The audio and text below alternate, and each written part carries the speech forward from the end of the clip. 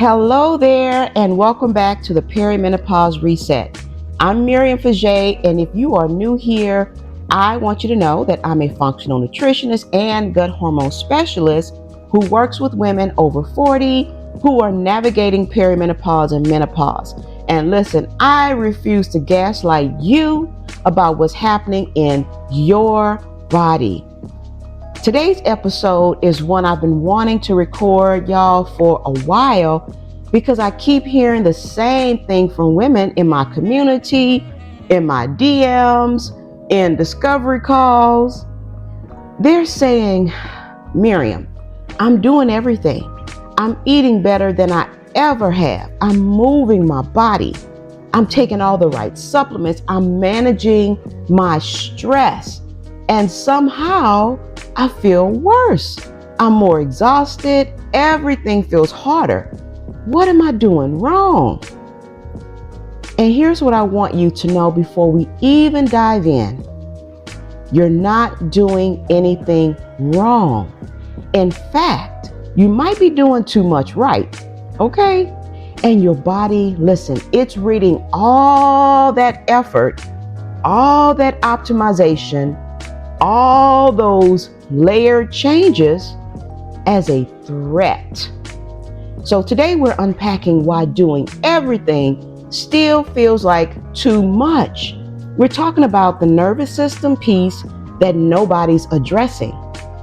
Listen, we're getting into the metabolic cascade that's happening when you layer change after change without structure. And we're giving you permission, real metabolic permission, to stop optimizing at night. This is going to be a different kind of episode, less prescriptive and more reflective, because sometimes what you need isn't another protocol. It's understanding why the protocols aren't landing. All right, so let's go ahead and dive in. So let's start with something that might feel counterintuitive. You know that moment when you decide you're finally going to get serious about your health. You are done feeling terrible. You are done waiting for things to get better on their own. You're going to take control. And so you start. New morning routine. Maybe you're doing some breath work or meditation. Different eating window. You've heard about the benefits of intermittent fasting for women your age. Maybe a supplement protocol, magnesium, B vitamins, maybe some adaptogens, and an exercise plan, strength training, because bone density matters now, and a better sleep hygiene. So blue light blockers, yes, earlier bedtime, and definitely a cooler room. All good things, right? All evidence-based, all things that should help. But here's what I see happen over and over again. Women implement all of these at once or within the same week, or they add one, then another, because they're feeling motivated and they want to see results. And 3 weeks in, they are more exhausted than when they started. They feel like they're white knuckling their way through the day. And they're wondering what's wrong with them that they can't even stick to a basic healthy habit. But here's the thing, y'all. Your nervous system does not distinguish between good stress and bad stress. To your body, change is change. Novelty is novelty. And novelty requires vigilance. So let me break this down. Every new habit you implement is essentially a new variable your brain has to track. Did I take my magnesium? When was the last time I ate? Am I in my eating window? Am I supposed to be working out today? Or is it a rest day? Should I be fasting longer? Did I do my breath work this morning? Am I doing this right? Each one of those questions is a micro task, a tiny ping on your nervous system. And when you're in perimenopause or menopause, when progesterone is declining, and progesterone is that beautiful, calming hormone that helps you feel grounded and capable of handling complexity, your baseline capacity for tracking multiple variables is already lower than it used to be. I want you to really hear this because, y'all, it's so important. You don't have the same bandwidth you had 5 years ago. And that's not a personal feeling, that's a hormonal reality, okay? Progesterone helps modulate your stress response. It is neuroprotective. It buffers you from overwhelm. As it declines, your threshold for what feels manageable drops. Things that used to feel easy now feel hard. Not because you're weaker or less capable, but because you literally have less neurological buffering. So you're trying to implement all these changes with less capacity than you had even 2 years ago. And your nervous system is going, wait, something's different here. Multiple things are different. I need to pay attention. I need to monitor. I need to make sure you're safe. Y'all, that's vigilance. That's your threat detection system staying online. And here's the painful irony. The very things you're doing to try to feel better are keeping your system activated. I saw this with a client recently. Let's call her Sarah, okay? She came to me 3 months into a health overhaul, right? She'd cleaned up her diet. She started intermittent fasting. She had begun a new exercise program, started taking 6 new supplements, and she implemented a whole evening wind down routine, all in the span of about 4 weeks. And y'all, she was falling apart. She wasn't sleeping. Her anxiety was through the roof. She'd actually gained weight. And she felt like a failure because she was doing everything right. When we looked at her cortisol pattern, it was completely dysregulated. Flat in the morning when it should be high, elevated at night when it should be low. Her body was in a constant state of low-grade activation. We didn't add anything. We actually stripped it back. We kept 3 things: food timing that matched her natural rhythm, magnesium glycinate at night, and a simple morning walk. That's it. And within 2 weeks, she was sleeping better. Within a month, her energy was coming back. Because here's what I need you to understand, okay? You cannot wind down when you are self-monitoring. You can't relax into safety when part of your brain is constantly checking, am I doing this right? Am I on track? Did I miss something? Your body needs predictability to feel safe. And when you are constantly changing variables, you're creating unpredictability. Even if those changes are healthy, even if they are good for you. Okay? Now, this is why I talk so much about sequence, about the tri-shift method and doing things in order. Not because there is only one right way, but because your nervous system needs a clear progression, not a chaotic collection of simultaneous changes. And before we move on, if you're sitting here thinking, okay, but how do I know what sequence is right? How do I know what to prioritize? I want you to head over to the show notes and take our free gut hormone pattern quiz, okay? It takes about 3 minutes, really 2, and it'll give you personalized insight into which metabolic pattern you are in and what actually needs to be addressed first. Because y'all, the sequence matters and it's different depending on whether you're cortisol wired, estrogen stuck, insulin inflamed, or T3 downregulated. So the link is going to be dropped in the show notes and description for you, okay? All right, let's keep going. So, excuse me. We've talked about vigilance.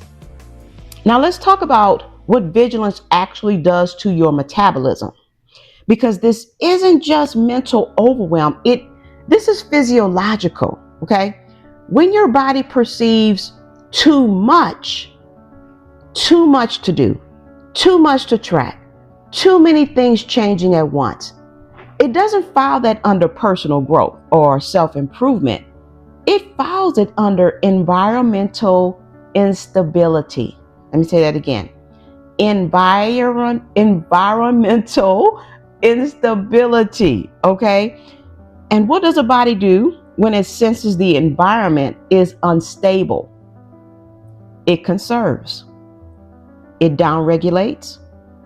It tries to create safety through metabolic slowing. This is where women absolutely get stuck, okay? You're doing everything right, but your body is reading your effort as evidence that the environment is unsafe, that resources are scarce, that you need to be in protection mode, not expansion mode.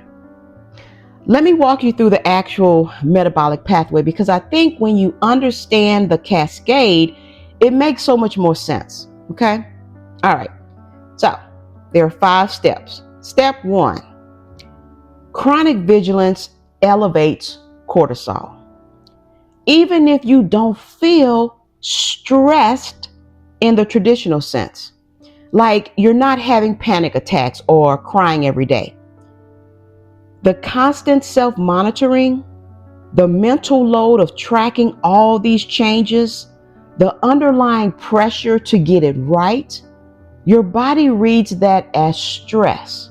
It's low grade, it's constant, and it keeps cortisol elevated in a pattern that doesn't match your natural circadian rhythm.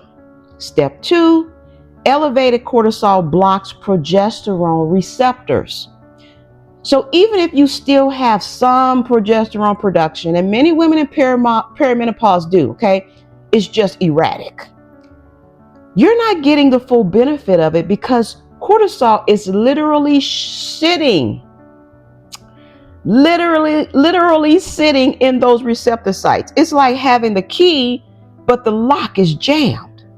Step 3, cortisol promotes insulin resistance. When cortisol is chronically elevated, especially in patterns that don't match your natural rhythm, like being high at night when it should be low, it signals your cells to become less sensitive to insulin. Your body thinks you might need that glucose for an emergency, so it holds on to it. Blood sugar stays elevated longer. Insulin stays elevated longer. Step 4, insulin resistance triggers estrogen dominance because insulin promotes the conversion of androgens to estrogen. When you're insulin resistant, you're making more insulin than you actually need, which means you're converting more androgens to estrogen than is ideal. And in perimenopause, when progesterone is already declining, that estrogen to progesterone ratio gets even more skewed. And step 5, estrogen dominance further suppresses progesterone. It's antagonistic. High estrogen suppresses progesterone production and receptor sensitivity.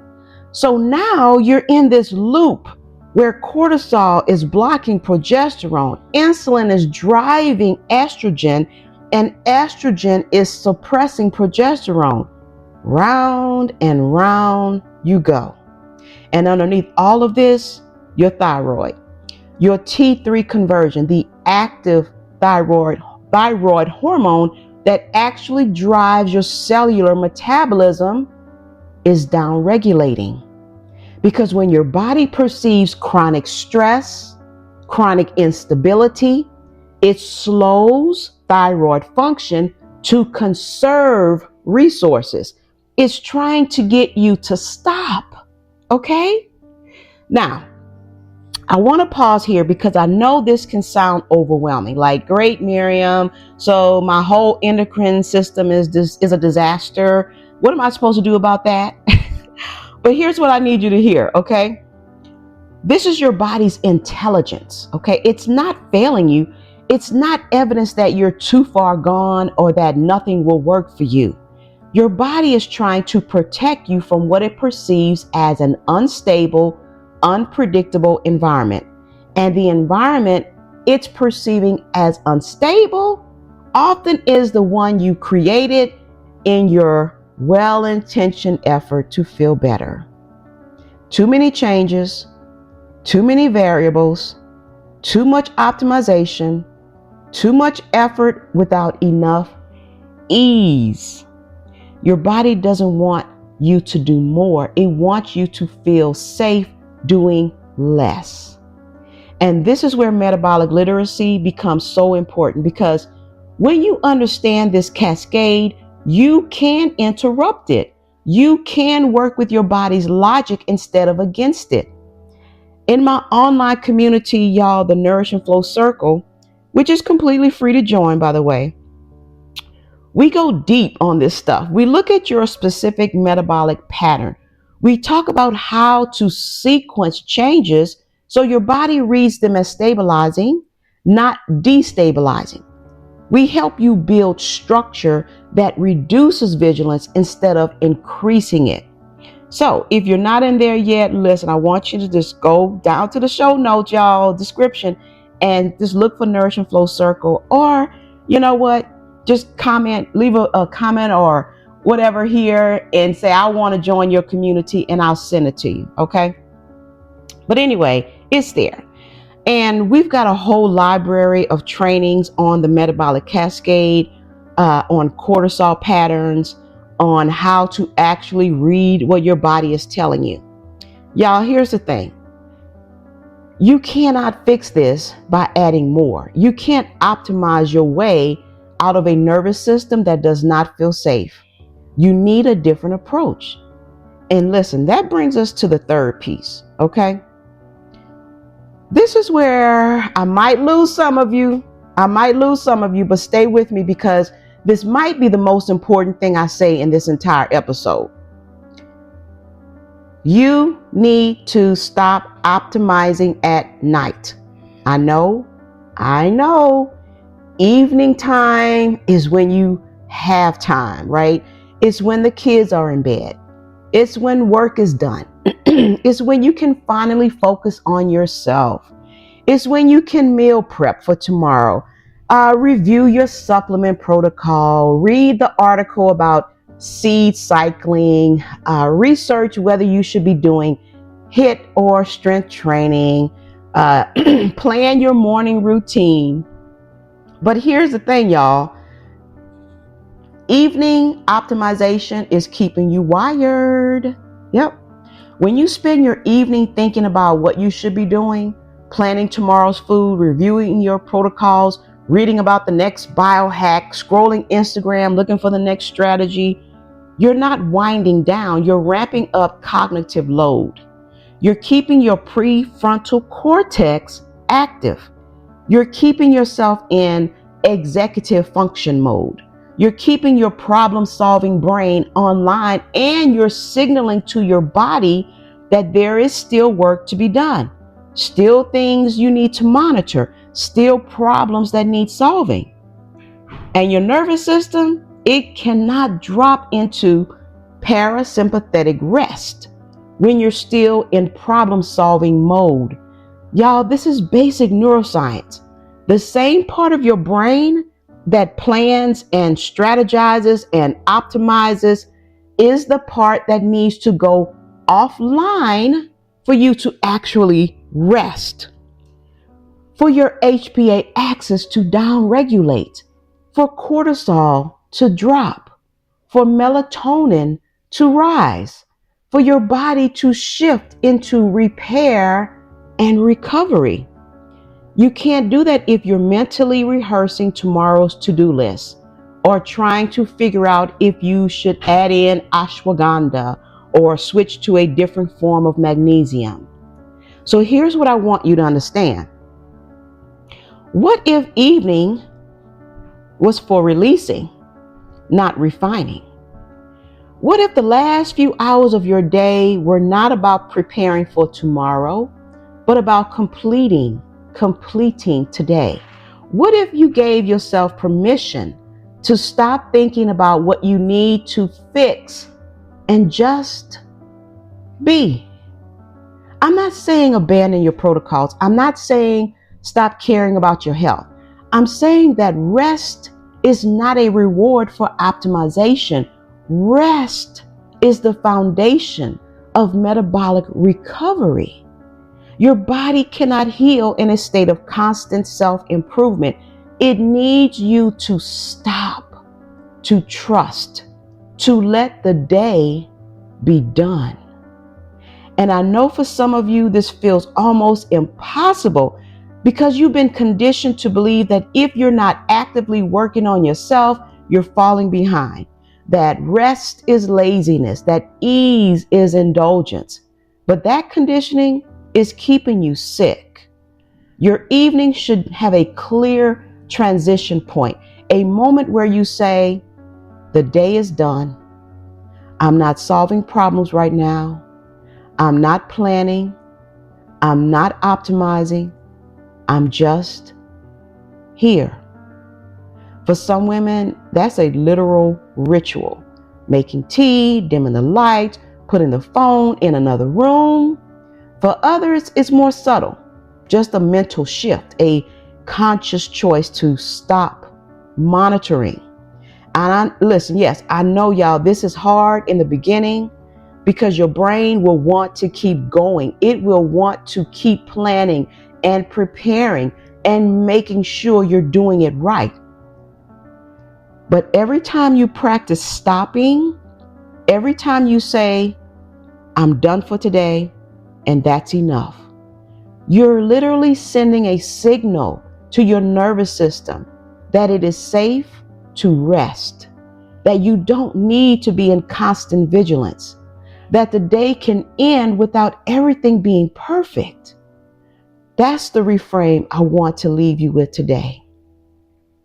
Sequence belongs to structure, not self-policing. So what does that mean? It means that the order in which you do things, the way you layer changes, the progression of your protocols, that's a structural decision. It's about having a framework, a plan, a sequence that makes metabolic sense. It's not about constantly monitoring yourself to make sure you're doing it right.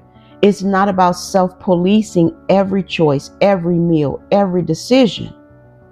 When you have structure, when you have a clear sequence that honors your body's actual hierarchy of need, you don't need to constantly police yourself. You can relax into the plan. You can trust the framework. And that's the difference between self-optimization and metabolic literacy. Self-optimization keeps you vigilant. Metabolic literacy gives you a map so you can stop guessing and start trusting. All right, y'all. I know that was a lot, and I know some of you are sitting here thinking, okay, but how do I actually do that? How do I know what sequence is right for my body? How do I build that structure? Again, this is exactly what we do, y'all. This is the work we do in our online community, Nourish and Flow Circle, okay? Not giving you more things to do, but giving you the framework to know what actually matters in what order for your specific metabolic structure, metabolic pattern. Listen, you can't create structure from a place of overwhelm. You can't sequence changes when you're stuck in survival mode. You need a map. And that's what I do. I give you the map. Okay? Okay, now if you want to learn more, I want you to start with the gut hormone pattern quiz. It is totally free, okay? And again, it's going to tell you which metabolic pattern you're in, okay? And then you'll get a free personalized next steps that is based on your pattern. And then from there, you know what? Again, Nourish and Flow Circle is completely free. We have trainings, community support, weekly live sessions, live cooking demos. I mean, you name it, right? It's where women stop guessing and start understanding their bodies. And if you're ready to go deeper, you can always book a call with me. Okay, I'll leave that in the show notes as well. We'll talk about your specific situation and whether one of my programs is the right fit. But for today, for right now, I just want you to notice, where are you still trying to optimize? Where are you still self-policing? Where could you let the day be done? You don't need to fix it tonight. You don't need to have a plan for tomorrow. You just need to let yourself wind down. That's enough. That's enough. Before you go though, listen, if this episode resonated with you, I would be so grateful if you leave a rating and a review. And if it helps other women to find this podcast, I know it will, please share it. And if you screenshot this episode and share it on Instagram and tag me at gut.hormonehealth.nutritionist so I can see it, share what landed for you. Okay. Thank you so much for being here. Thank you for trusting me with your time and your attention. And I will see you next week. Take care and have a wonderful, wonderful rest of your day.